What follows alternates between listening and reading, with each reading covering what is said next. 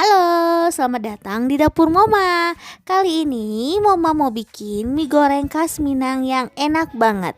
Tapi sebelumnya jangan lupa di subscribe dulu dapur Moma, like, komen, dan share sebanyak-banyaknya. Dan nyalakan tombol loncengnya juga ya.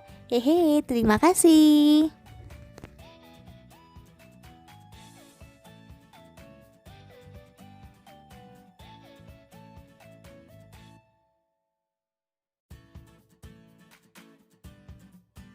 Kita siapkan mie-nya. Ini mie ini 2 keping mie.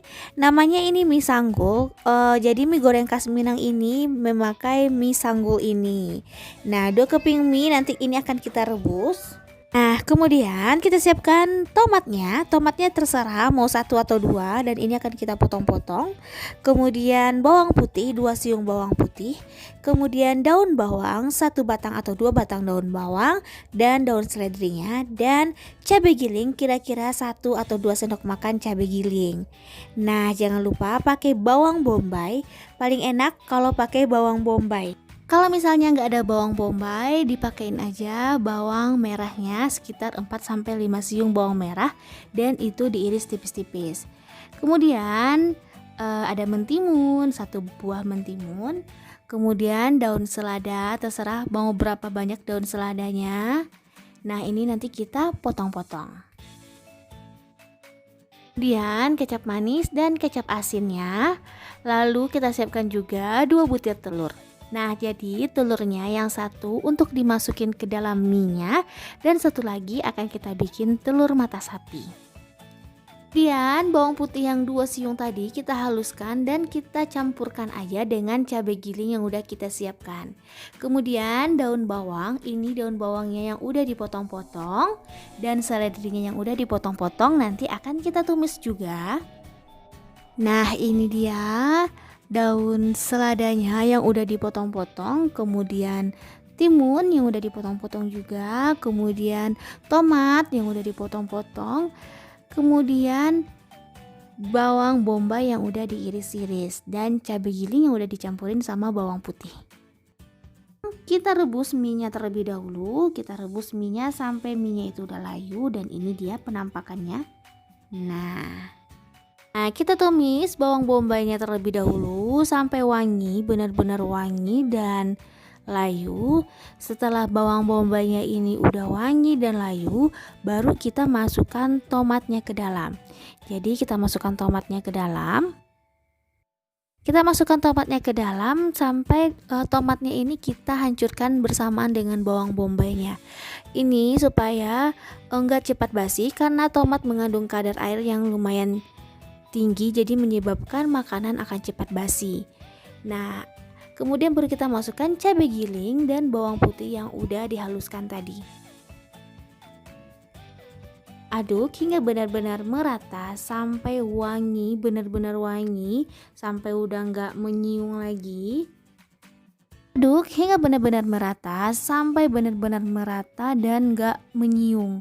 Jadi kalau cabai giling itu kalau dimasukin ke dalam kan agak menyiung. Ini sampai benar-benar udah wangi dan menyatu di hidung.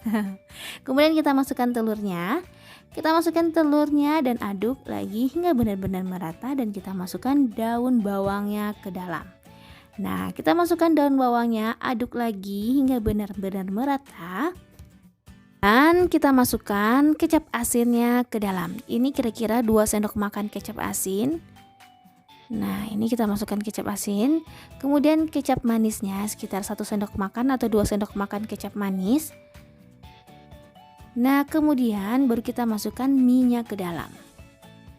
Masukkan mie-nya ke dalam, aduk hingga benar-benar merata. Nah, jadi kita aduk hingga benar-benar merata sampai semua mie-nya ini terselimuti dengan bahan yang udah kita tumis ini. Aduk terus.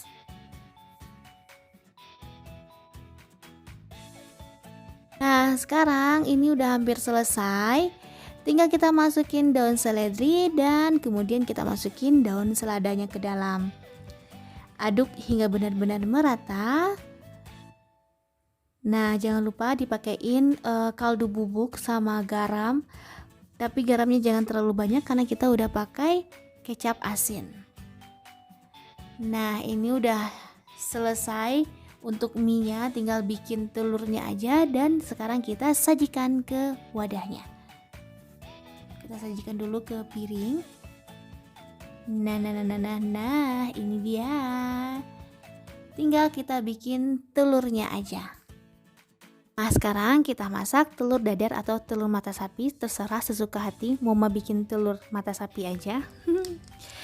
Tinggal dicemplungin, dikasih garam, selesai, dan kita masukkan ke mie-nya. Nah, ini dia.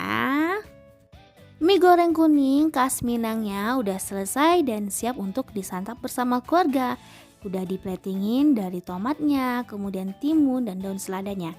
Nah, biasanya di rumah makan atau di restoran Padang mereka juga menyediakan mie goreng Minang ini, tapi mereka menambahkan daging di atas mie-nya ini. Biasanya daging yang dipakai itu daging dendeng. Jadi dagingnya itu udah digoreng kering dan dipotong-potong kecil-kecil ditaruh di atas ini. Itu menambah cita rasanya semakin aduhai. Hehe.